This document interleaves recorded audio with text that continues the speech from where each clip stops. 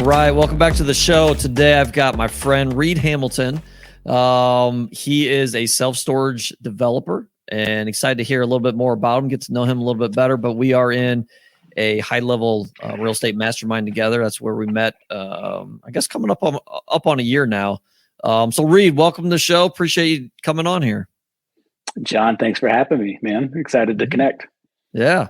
So what do you do? Tell us a little bit about Reid, and then we'll get in your backstory and we'll go from there.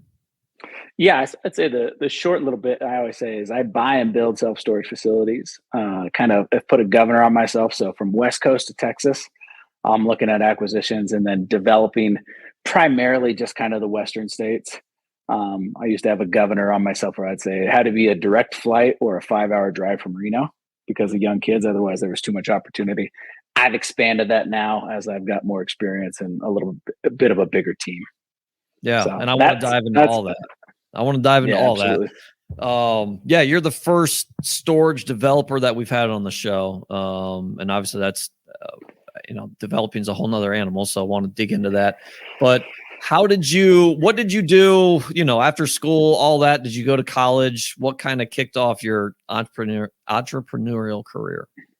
Yeah, absolutely. So bounced around. I went to a handful of colleges. Started down at Santa Barbara City College. Thought I was going to play baseball, and I could literally see the ocean from the baseball field. And since I didn't get drafted in high school, I was like, dude, what are you doing playing baseball? Like, go learn to surf. That was your real reason. And so spent a little time there. And then long story short, ended up graduating from the University of Nevada, Reno with a marketing degree. And for me personally, college was a giant waste of time. Didn't really get anything from it. I'm super dyslexic. Kind of got in an argument with the dean of the business school as I was graduating because I was like, I'm going to retire at 35. And he was like, no, you're not. And I was like, watch me. And I guess he was right, although I probably could have had a very conservative life at that point. But so after school, spent a year just surfing and sailing around the world by myself. And which was really awesome because I'd gotten out of a long-term relationship, and it gave me a year to really understand who I was and learn a lot. And so I came back to Reno, and my dad was a home builder there, and I started working for him. And after about 6 months, I was like, dude, this business runs 100% without me. Like, you don't need me here. And I'm pretty entrepreneurial. And so I just said, hey, I want to start a solar company. And he said, okay, great. So my dad's company was called Hamilton Homes. And so I started Hamilton Solar because he had a great reputation and kind of caught a wild ride, man. I did 300,000 in business my first year and 30 million in business my second year. Wow. And yeah, it was insane. We did what was called a joinder project so I won a contract with the police department to put up a solar project. And I read in the RFP, hey, if you win this bid, you can then go sell this contract. And so I went and literally sold that contract 70 times over I did almost every prison in the state. I did the FBI building down in San Diego. I did all the schools and stuff like that. And so it was wild. Ended up going to the Supreme Court with the unions. I got sued by the unions and won. And so that was a wild ride. Yeah, it was great, man. And so, doesn't sound well. You won, so I guess it was great, but doesn't sound great getting being in that position. No, it wasn't fun, man. It was at this point. I guess I was like 29 or 30 years old or something like that, and sitting in. I mean, I never wore suits, right? But I put on a suit and end up in court for a handful of days, and hundreds of thousands of dollars in legal fees later, I win.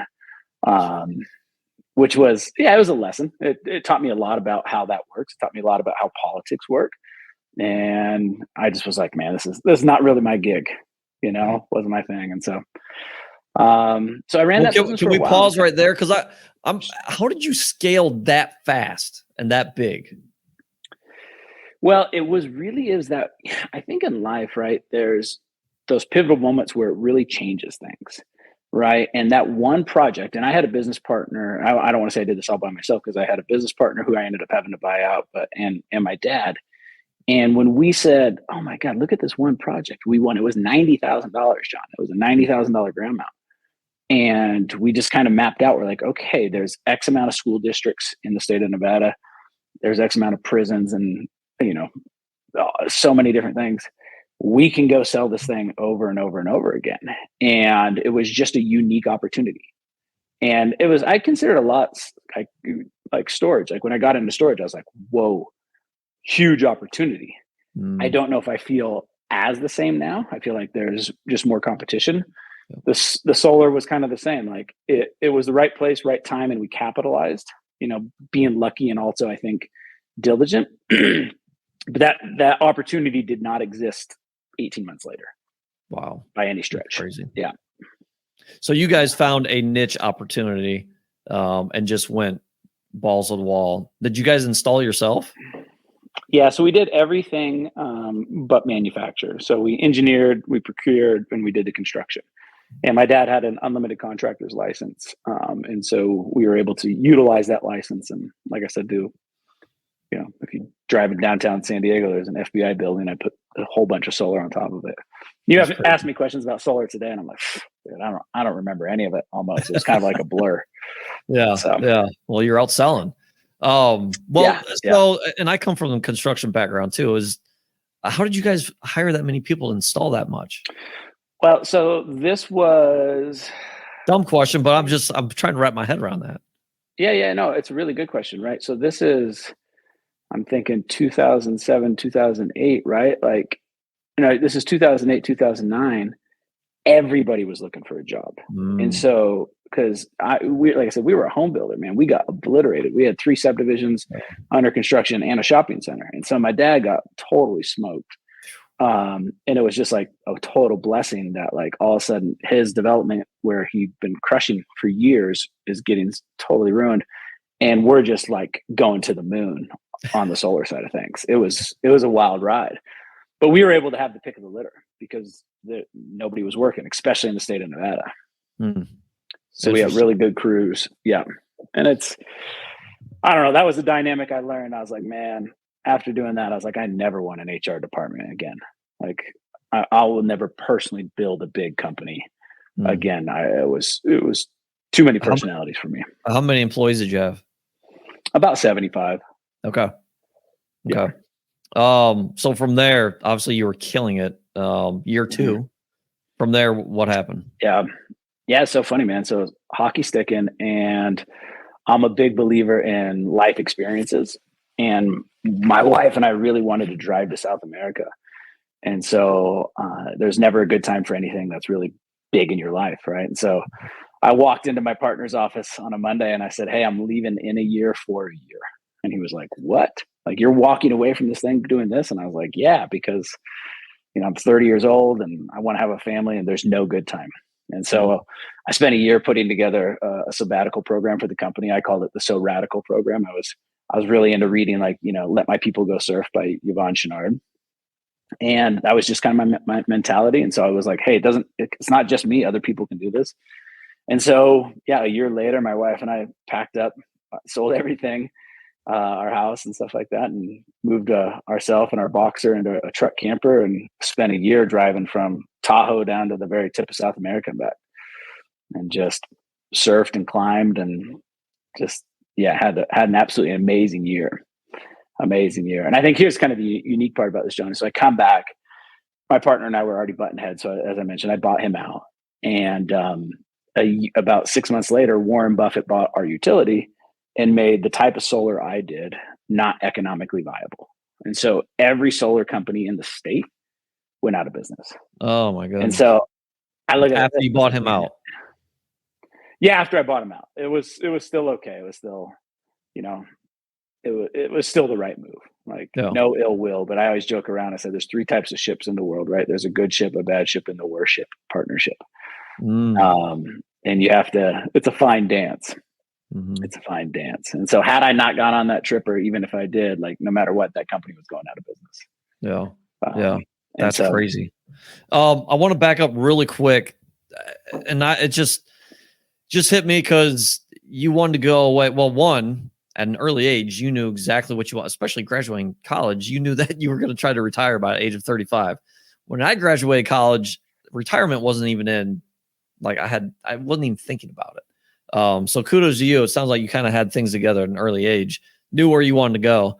But how did you How did you get away from, it sounds like you were probably grinding for a while at that solar company, and then you're like, I'm just going to take a year off. How did you acclimate? Was it a struggle, or was it like, yeah, I can just turn it off and I'm good?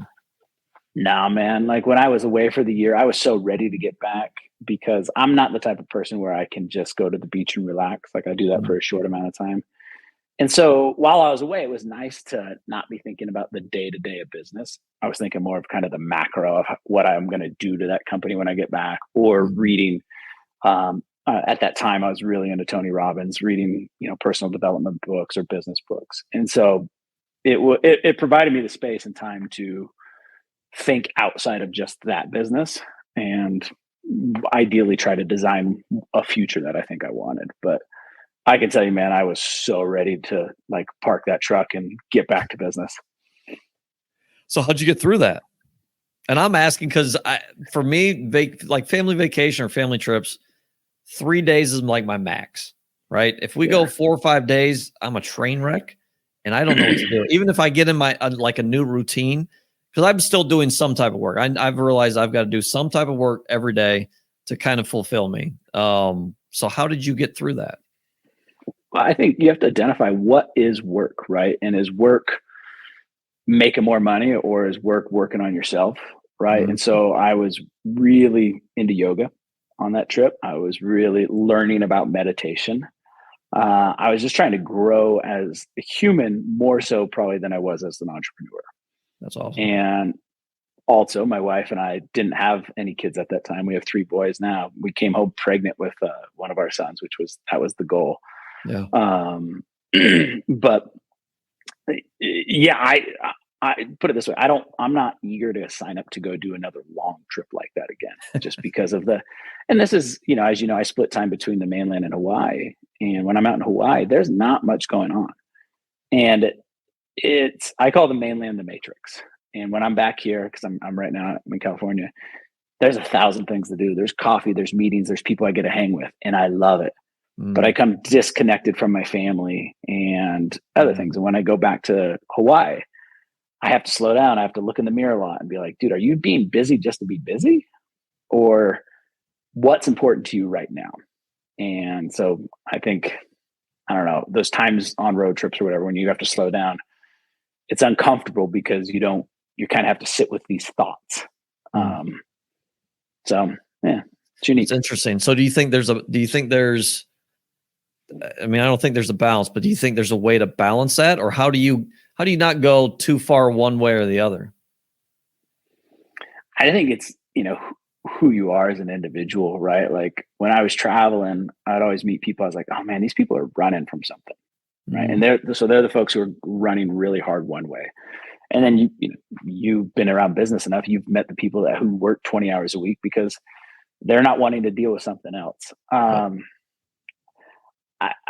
What's the quote, right? There's no such thing as a balanced life, but it's like a balancing life. There's some days where you're going to work 18 hours, but then the next day or two, maybe you take off, right? So for me, it's just listening to how I'm feeling, I think. That's awesome. That's cool. Yeah. No, that's I mean, I think that's I think a lot of people listening, I know for myself, like that's I, I mean, I've been trying to do better of listening to myself, right? And it's tough. You almost have to take like a year trip, maybe not a year trip, but a trip just to get away from your thoughts. Like you said, you go back to Hawaii, and it sounds like it just kind of clears your head. Honestly, when I get back there, it's super boring.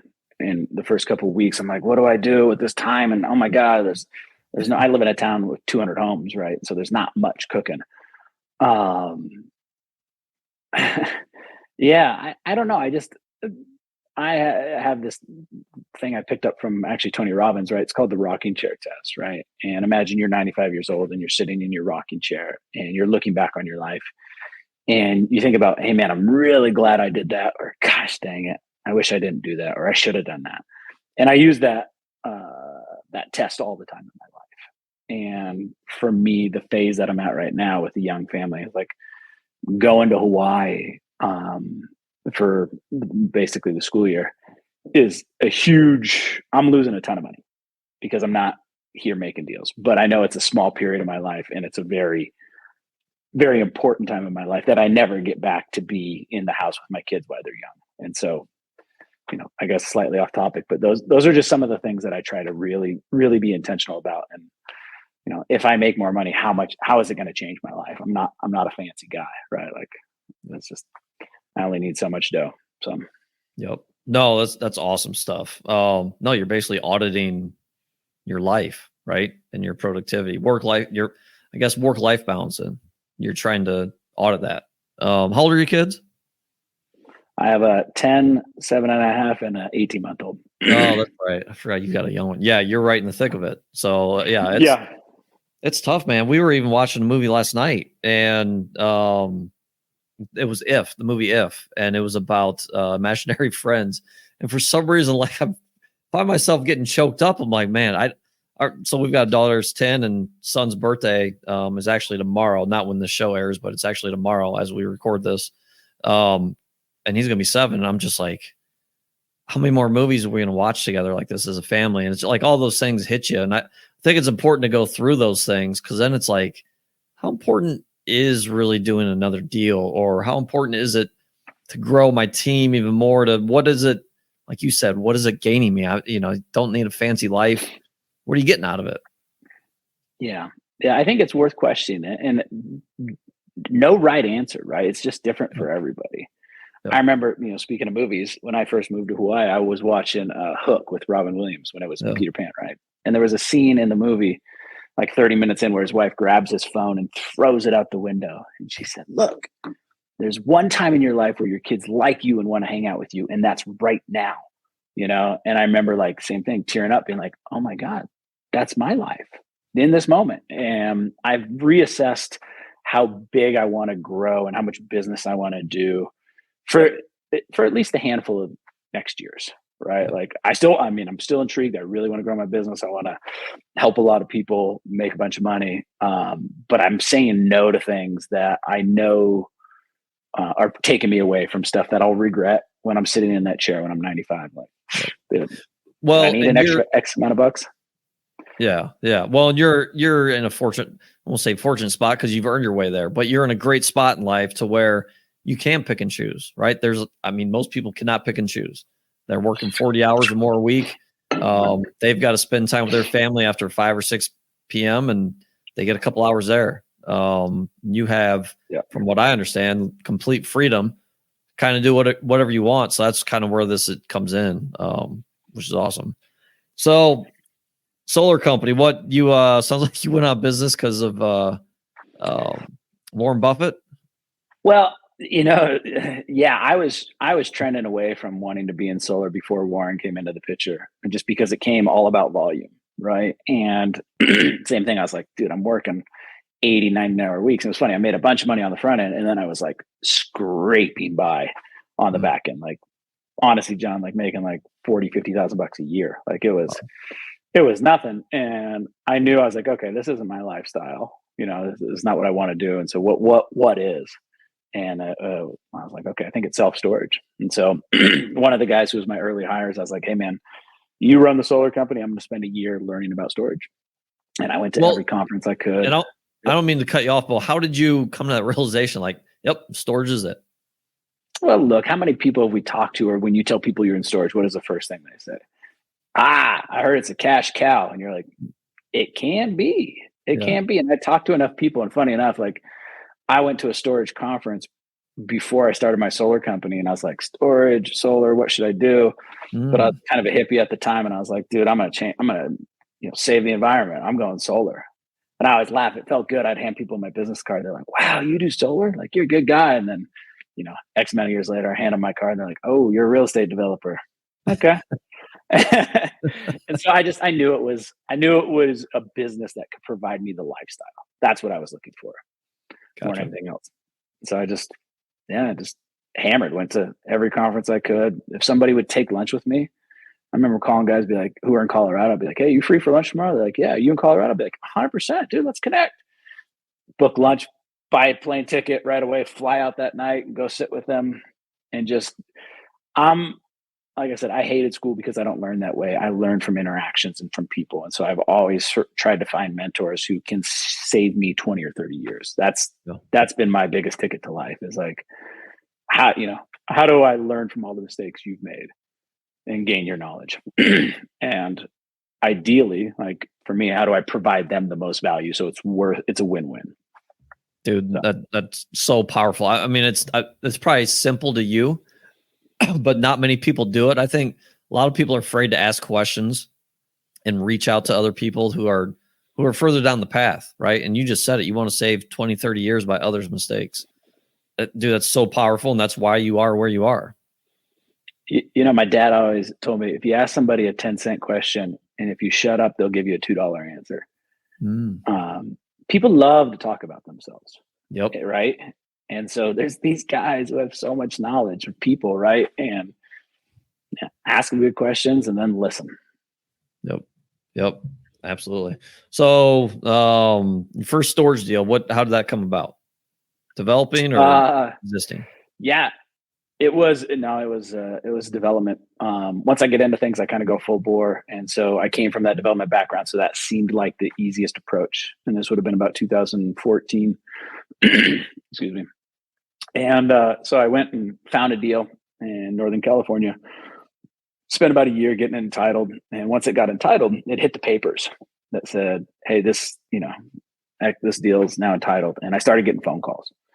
Hey, I'll buy your property. I'll buy your property. I'll buy your property. And I was like, nope. And then finally somebody offered me like 4x what I paid for the land. And I was like, oh man, I was like, if that's the case, like I'm willing to sell this. And I actually, like I said, I sprinted into it. I was entitling 8 other deals at the time between Nevada, California, and Oregon.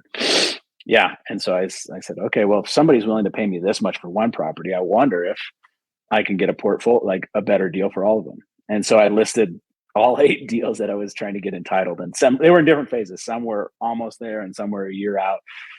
And I had a lot of interest, but I had so much interest in 3 properties. I had interest in this property in Santa Rosa, one in Reno, and one in Oregon. Everybody wanted those.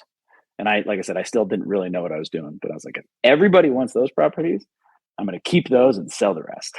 And so that's what I did. I sold some entitled projects to generate some capital. And then I went and built a project in Reno, which I converted a super Kmart. So it was a 166,000 square foot Kmart. And it was like one of those, like I said, the same thing with solar, when I showed up and it was the right time. It was the same thing as storage. I showed up and I just happened to be at the right place at the right time. Like we built this facility and stabilized it in 8 months. I returned 100% of investor capital in 14 months. And I was like, wow, storage is great. This is easy. I'm just going to do more of this. And like, little did I know, I was like, dude, it was a grand slam. And I haven't even seen one remotely close to that since. So, and that was you said you started, most of them were 2014. What year was that? Yeah. Well, like the thing with the development is it all takes so much time, right? Yeah. I started that project just to get those people to sell it to me. I think I took them out to coffee 17 times, and like literally, and finally after 2 years of negotiating, they were like, yeah, we'll sell it. They sold me the property, and then I sold the parking lot to a multifamily developer. But yeah, I bought that in 17, opened it in 18, and then have been shockingly blessed with that facility over between now and then. Yeah. Which is, and you still have that facility, right? Yeah, I do. I still have that facility. I kind of wish I didn't have that facility. We got some offers during the height of the market that were in the 30s. We were into the thing for around 8. Yeah. And this is the whole partnership thing is like when you don't have a lot of capital. For me, the way I've approached it, I need to go find high net individuals and family offices. And long story short, I wanted to sell, and one of my partners who's got more money than he knows what to do with was like, no thanks, I don't want to sell. And I was just like, dang, man. Okay. So we refinanced. Everyone did really great. We still own it, but yeah, I had a unique opportunity. I think at some life-changing money that is still sitting in that asset. Sure. Yeah, absolutely. So I got in my first one I took down was in 19, first 2, I guess. I thought I was kind of late to the party. But then obviously COVID happened and we had this huge explosion in storage. You've been in it for 10 years. What have you seen? Because obviously you've developed. So you've seen market trends and all that stuff. What's just quick thoughts on the last decade in self-storage and maybe where it's going? It's funny. I remember when I got into storage, talking to the guys who had been in it for a long time, mostly the white-haired folks, and they're like, "It's over. Like, you missed the opportunity." And I remember coming in going, "Holy shit, you have no idea how much better this is than solar. Like, this is the best industry." And for years, I kind of was always like, man, like I'd listen to guys give speeches. And I was like, I get it. It's not as good as it was, but holy cow, it's still really good. And now I'm 10 years in and I'm finding myself more sounding like those guys, like, oh man, it used to be so much better. And so I think here's the thing is like in the last decade, institutional capital has really honed in on storage. I mean, I have a couple friends who have $1 billion funds. $1 billion funds. Like, how do you deploy $1 billion in storage? It's not easy, right? And so I think the asset class is absolutely amazing, but it's trickier than it was just because it's more crowded. It's more sophistication and there's more capital. So that's No, that's good. So are you still comfortable developing? Development is super hard. And especially for me, I focus mostly in California because I have one project in Santa Rosa. It took me 5.5 years to get entitlements. So the barriers to entry are ridiculously high, but that creates a lot of value. Yep. I purposely stayed out of Nevada when I was developing. I didn't want to go full bore in Nevada, just because somebody can get entitled in 9 months and be under construction shortly thereafter, and that's a big concern. And so, for me personally, I still think development is the best avenue for me going forward. I just played aggressively in the acquisition space for a year. And I was like, oh my God, it's crowded in here. It's with guys who are 1,000 times smarter than me and people who have billions of dollars. And I was like, I don't have any of that. Like, I have to find ways to create value. We've never bought a piece of property that's been, entitled site for storage or shovel ready to go. Like we've found stuff where like, okay, run the numbers. That thing makes sense for storage, but we got to rezone it. We got to annex it. We got to, do special use permits, everything to create value. Yeah, no, that makes sense. Well, it's still, we both create value, but in different ways. You're doing it, trying to find the land and making things work where others aren't doing that. What was I going to ask? How much market research are you doing? Or do you have a third party, or you guys do that in house? How's that look? Well, market research. So we have a handful of KPIs that when we find a site, right, it's got to check population. I'm not a big believer in square foot per capita. I think it's something to pay attention to. But that deal in Reno I was telling you about, where stabilized 90,000 square feet in 8 months, it was 12 or 14 square feet per capita, right? Yeah. Double the national average. I'm a big believer in, call around, and if every facility is in the mid 90s or plus, which was the case for a long time, then it can handle more. Yeah. So are you guys doing that, or are you getting feasibility studies with third parties? I always have feasibility studies done for the banks.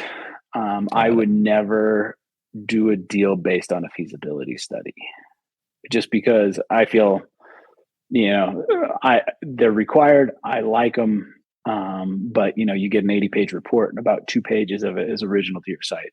And the investments we typically do, or the developments we typically do, are on the low end, they're about 18 million, and they average kind of around 25 million bucks. And so for that, like, I'm working on a project in NorCal right now. I've been to the site 3 different times, and I would sit there for 4 or 5 hours. I just watch traffic. How are people moving? I go into all the stores. Is it safe? Mm-hmm. Like, the fire department was there. What do you guys think of this community? What do you like about this neighborhood? Like, I want to hear firsthand. And a feasibility study is, like I said, it's a box checker to get a loan. So it's required, but unless I think it's part art, part science. Yeah.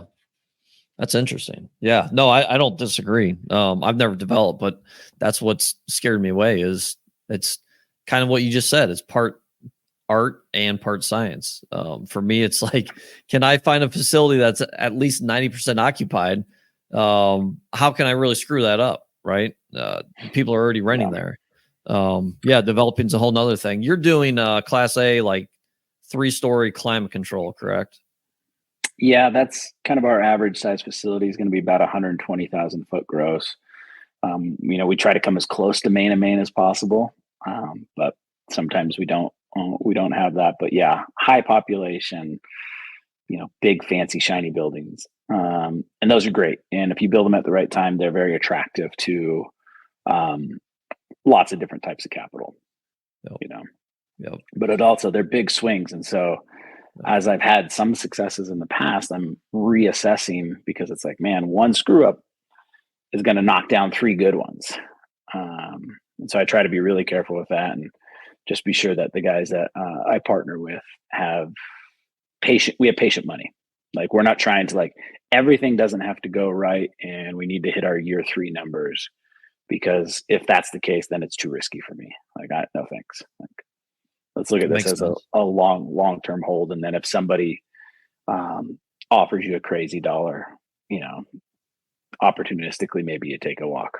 So sure. How many of these deals have you done, or how many square feet? Or so I guess I'm under construction on a big one right now. I think about 750,000 square feet, of development. I think it comes out to about 150 million.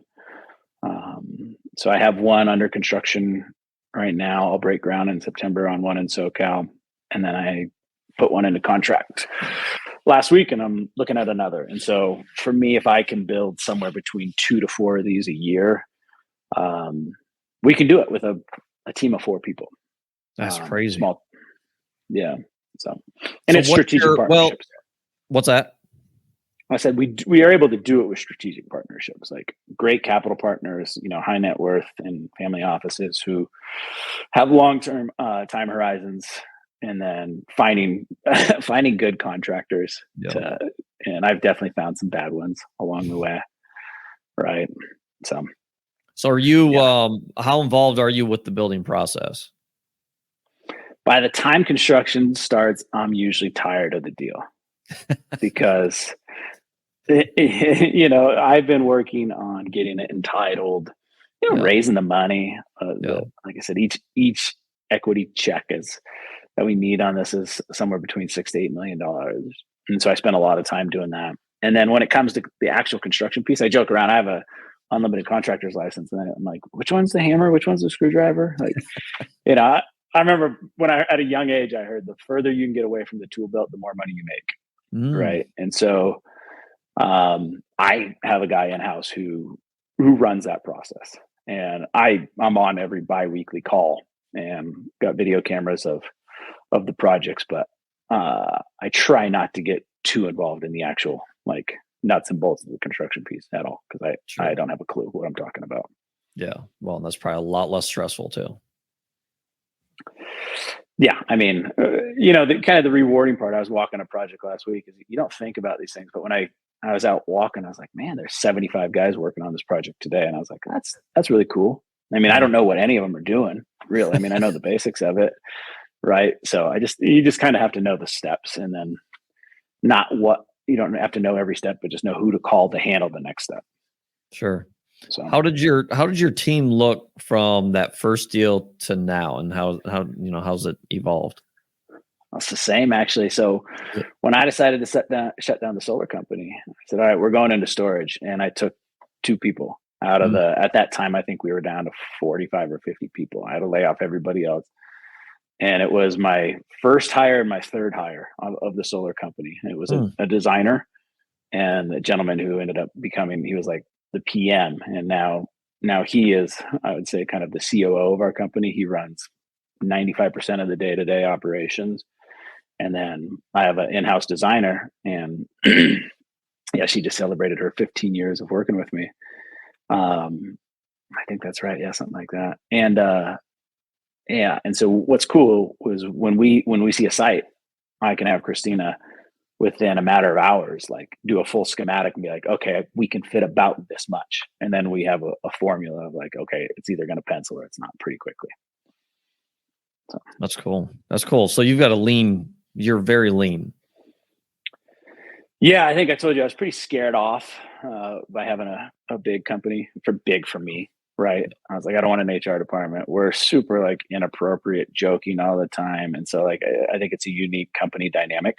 And we're also, I live in Hawaii for a chunk of the year. Larry lives in Mexico for a chunk of the year, and Christina lives in Alaska. So we're all over the place. And so that's awesome. We're implementing EOS into our company right now, and one of our 3-year visions we tagged what's Elon Musk thing right now, the Starlink, the Starlink culture, meaning like, hey, if you want to live in a van but you can have good access to internet, cool. Like those are the type of people we want to grow our company with. Sure.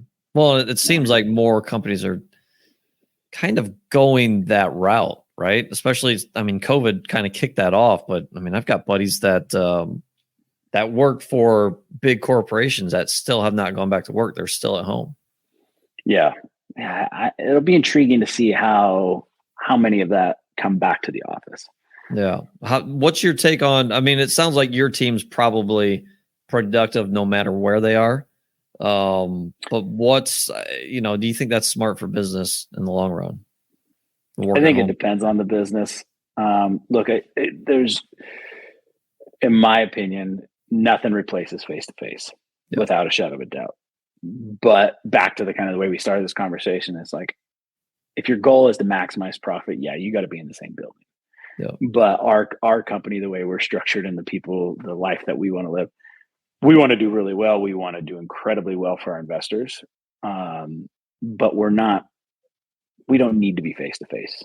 And so therefore we don't all need to live in one town. So, right. That's cool. Yeah. You guys are literally from Hawaii to Alaska. That's awesome. Hawaii to Alaska and Mexico. Yeah. Yeah. That's awesome. So obviously you're developing, you've developed a ton of Class A. You've tried buying existing for the past year. What am I missing? I don't know. I mean, as far as storage, I don't know. I think you kind of hit the nail on the head. There's multiple different ways to look at it. One of the things I'm trying to roll out right now, I tried a couple years ago, where I created a triple net lease program with Extra Space. Extra Space worked with a company called WP Carey, like a sizable REIT. And WP Carey had about 36 facilities. And they're like, hey, man, we're not in the business of day-to-day operations. You guys are. Why don't you guys lease these from us? And I remember reading that article and I was like, shoot, I wonder if that makes sense for like smaller scale folks. And so, kind of same thing, just asking the question. I called the people I knew at Extra Space because they manage all my stuff. And I think they're absolutely amazing at what they do. It's like, I haven't found anybody even remotely close to as good at management as Extra Space for large scale stuff. But anyway, so I called them and just said, hey, you guys want to try a triple net lease program for like kind of mom and pop operators or owners? And they're like, yeah, let's do it. Unfortunately, I launched that program during COVID, where everyone's facility was gaining value of, 20, 30, 40% a year kind of a thing. And so it didn't pencil, but I'm looking into it right now. And it's kind of a cool program. So simple math, you make $500,000 at your storage facility, but you're ready to retire and you don't want to sell it because you don't want the big tax hit, and your kids aren't interested, and you're just ready for something different. You bring in Extra Space and they guarantee you it's based on ratios and what we think we can do, but let's just say they're going to guarantee you that $500,000 plus 3, 4, 5% CPI increase per year. Right. And you can put it on a 10 year up to 30-year lease. And it's a way to like, you probably leaving a little bit of money on the table because Extra Space is looking at it and saying, hey, if you're going to make 500, I'm pretty confident Extra Space, we can come in and make 600. Right. And so they get a cap, they get to make that extra chunk, but they're rolling the dice to guarantee you the payments. And so we're re-exploring that right now. And it's cool. Like when interest rates were great, it made a ton of sense. If you have Extra Space managing your facility via this lease program, Extra Space is considered a credit tenant, like a Starbucks, like a Walmart, something along those lines. So if you want to go refinance, you're not saying, hey, look at my storage facility and how it's done for the last T12 or whatever it is. You're saying, look at Extra Space, who's a $40 billion, triple B rated REIT. They're guaranteeing the lease for 10 years. And so it allows you to get substantially better terms if you do want to refi, and pull out a healthy chunk of dough. So interesting. Yeah. It's new. Haven't had a ton of traction with it yet because, like I said, it hasn't made sense, especially when we launched it. But yeah, I have the name of my company is our American Recess, and it's funny. That was my like travel blog when I went down to South America. And recess, honestly, was the only thing I was good at in school. And so, but there's a website I have called Storage Recess that explains kind of the whole program. And if people are interested, they can reach out. So that's cool. Yeah, and we'll talk about that, how people can reach out into the show too. How are you managing your facilities now? Majority of the facilities I have are through Extra Space. Through Extra Space. I have a handful of facilities in Northern Nevada who's managed by a regional player by the name of Crescendo. Okay. And so, yeah, I bought a small, like 5 property portfolio that wouldn't fit Extra Space's model. And so just figuring out who's going to be the best in the region. And those guys have crushed it. Yep. And how do you manage them? Are you monthly or your calls. Team, or are you just letting them go? Oh no, look, storage is passive, but nothing's that passive. Right. And so even with Extra Space, well, like, they have their algorithms and they're, like I said, way smarter than me. I have monthly calls with my district manager and we go over all the numbers. Gotcha. I mean, so kind of a unique scenario where, I dive into great detail there. I just opened a facility and I'm like, hey, how come none of the 3rd floor units are being rented at all? Like 0. And I was like, that's probably a lazy manager who doesn't want to take people upstairs. And so I have that type of detailed call with my guy and said, hey, like, we need to start leasing those. There's no reason 70 downstairs have been rented and 0 upstairs have. So, yeah. So you got to dive into those numbers pretty aggressively. Yeah. Well, it's good to hear that too, because it's I think a lot of people trying to get in the real estate investing in general, especially storage, think it's passive. And I actually just I was talking to some people this past week and just did a show on it, how important operations really are. Like, it is, you can find a great deal and basically hand it off to somebody and then go look for other deals. But that great deal you just found could turn into a horrible deal if you have the wrong person running it and you're not watching it and managing them, right? Managing the manager or the team or whoever you've got. Operations is so important. You cannot just buy a deal, let it sit and expect it to, just cruise. Like, it's not realistic. Yeah. Storage is passive compared to other asset classes, but it certainly cannot be 100% passive. Yep. 100%. Cool. Well, this has been awesome, man. This has been absolutely awesome. I think I'm out of questions for your story. I've just been sitting here learning and writing down notes. So this has been awesome. So yeah, we'll get into the last 3 questions here. What do you think you're better at than anybody else? Connections. I feel like I'm a super connector in the sense of, like, I've introduced plenty of people who became husband and wife, or people who went into business together. And usually I feel like when I see those opportunities, I'm never really trying to get something out of it for myself. It's like, oh, you should talk to this guy because this guy's crushing it and you guys align, so matchmaker. That's awesome. That's cool. That's cool. Well, and to me, that's because I asked this question because to me, I'm learning from other people. A lot of people, I don't know, I don't want to say answers are somewhat similar, but they probably somewhat are. That one is, especially to come right off of that, off the tip of the tongue, like, you knew that was your strength. You're a matchmaker. I listened to one of your podcasts earlier. Oh, did you? So you wwrote that and down. I knew cheated. No, I actually was like, well, what am I good at? Honestly, I don't know what the next 2 questions are because I didn't finish the podcast. But yeah, no, I think, connecting people is, it's been one of my gifts. That's awesome. That's awesome. What's next for you? I don't know. More developments. We're looking at acquisitions in ways where, we probably can't buy anything that's listed because we just can't compete. And so how do we find unique value add deals that are off market or seller finance or something along those lines? Right. Sure.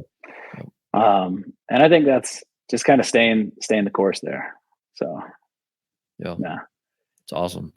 If anyone has questions or want to reach out to you, where can they find you? Gosh, probably best is just to email me, or, our website is arecess.com. That other website was storagerecess.com. I'm pretty sure my cell phone number's on both of those. Yeah. That's ballsy. Yeah. Well, I think, like I said, to connect people, I like to talk to people. Yeah. Right. And that's communications, I think, is critical. And so, my email address is Reid, REID, at arecess.com. Email me. Try me a few times because I'm terrible at responding to emails. But then, like I said, if you find my phone number, give me a call and we'll chat. It's awesome. No, that's awesome, man. No, that's I can attest. You're definitely we connected right away without even meeting. And I think we had a long conversation. The first one, I want to say it was half hour, 45 minutes without even meeting. So yeah, man, you're an awesome dude. Obviously you're absolutely crushing storage development. You have a lot of value. You've added a ton of value to this show, and definitely appreciate you coming on. Well, thank you very much for having me, and thanks for doing this. I have listened to a handful of your podcasts since you asked me to come on, and it's amazing the amount of information that's available to us. And so thank you for creating that. It's pretty awesome. That's awesome, man. Well, I appreciate that. All right, we'll see you guys next time. Thanks for listening. Thanks for following, subscribing, and listening to this episode of the Do More podcast hosted by John Farling. To learn more or ask questions, go to l4investing.com.